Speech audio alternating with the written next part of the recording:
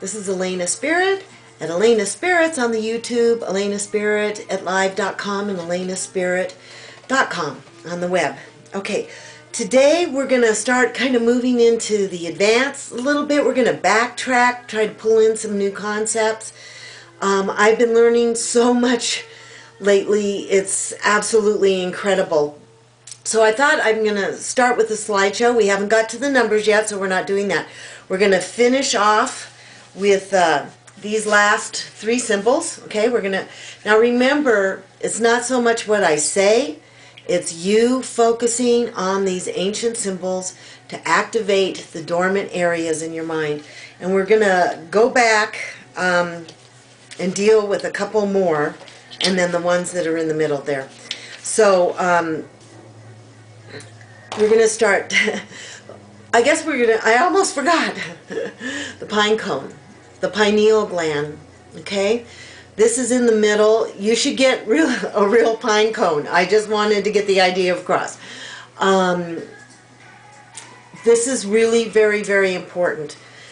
What happens when we get older and we stop using our brains and using all the areas in our brains because we've allowed these areas to be shut down, the pineal gland kind of turns into a dry raisin looking thing. What it started out looking like was pine cone, pineal gland, and then as we went into areas around towards the east, they didn't have pine trees, so it became the lotus blossom. So it's something that is closed and then opens up, okay? So meditating actually on a pine cone, a real one, maybe not so much my pictures, helps because it's another sacred symbol, okay? It helps activate your pineal gland. That is really, really important. Your pituitary attaches to your thyroid and your hormones. That line up, because we're in this illusionary physical realm, that line up is really very important. And this, to be open and blossoming like a real pine cone, okay, so it starts out this closed side, okay, and it starts blossoming and opening up and out. And the more full and open your pineal gland is, the more you can attach to divine intelligence. Okay. That's one of them. And since I said that, I'm going to talk about this for a second. This, I was shown to put the dot in it, okay? The circle in it. What they did was, I hope I've got all of these here. I didn't pull out this one that I needed to pull out. Okay. Ta-da! Realm shift. Okay, I thought in the ancient Egyptian tombs, this meant stars, okay? When the pharaohs and the people were buried, the top ceiling area was covered with stars, kind of like a starfish or a star. And I thought it meant stars. They're going up to the stars. It doesn't mean that at all. What it means is this is Mayan area, this is Egyptian area. You put this star inside of this star, okay? They were going to the stars. They weren't flying around. They were doing a quantum shift, okay? A quantum shift. They know that there's all these dimensions, and they're just going to another dimension of their choice. Now remember at the very beginning we talked about all these dimensions kind of lining up. Okay, originally they were lined up, this is not literally, figuratively, like maybe this far apart, okay? Each one of these is a story that we dreamed because we're in an illusionary world, okay? And they were this far apart. Okay, so we're supposed to learn everything. I'm using these pictures just to be dimension. We're supposed to learn everything in this dimension. We're supposed to learn everything in this dimension. We're supposed to learn everything in this dimension. And when I mean learn everything, I mean learn to love ourselves. Okay?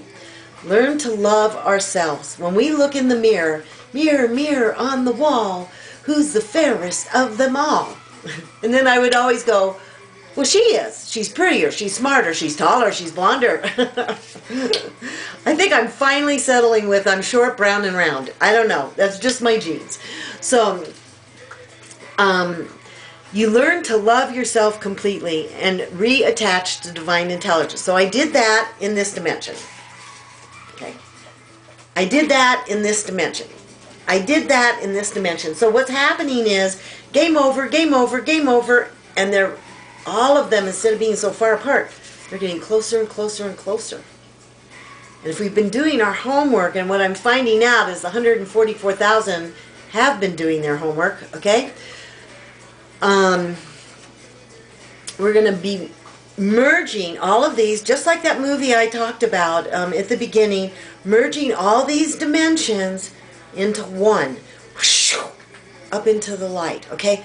You cannot merge, you cannot be totally healed, I need this, until you have become one, not just with divine intelligence, but one with yourself.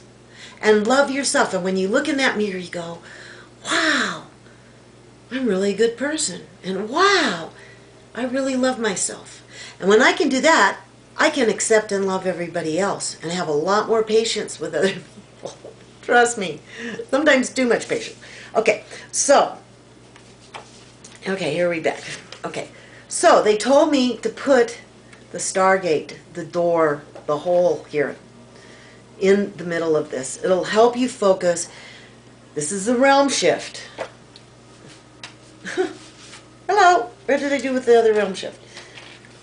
Oh, well, we know what the Mayan realm shift looks like. I think it was green, wasn't it? No.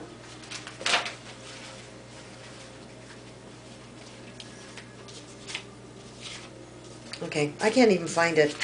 Here we go. It was green. Okay, so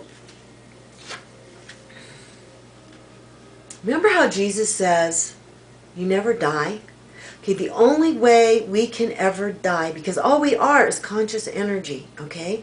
So we're like one drip in the pulled out of the sea, and then when this body goes, this illusionary body, that consciousness, that drip out of the sea, just goes back into the giant sea. Remember how we talked about that?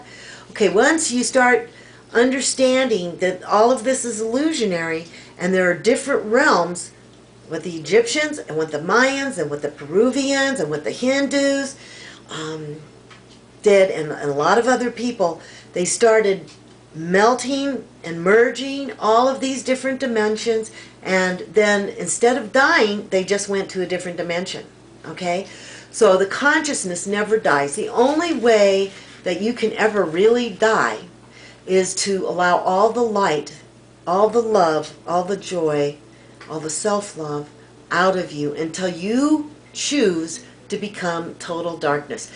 When you have let go of all the light, which is energy, conscious energy of love, when you have let all of that go by your freedom of choice, then that's when you can die. And what happens is about, now remember this is illusionary time, but about every 7,000 years, all of the beings that have chosen to let all the love out of their heart and all the light out of their heart, and they choose to become dark, and love hurts too much, then after 7,000 years, all that spiritual DNA code that was encoded with love and light was too weak. It's kind of like a natural selection thing. Was too weak to hold the light force energy. It all goes into this kind of black-green swirly mass.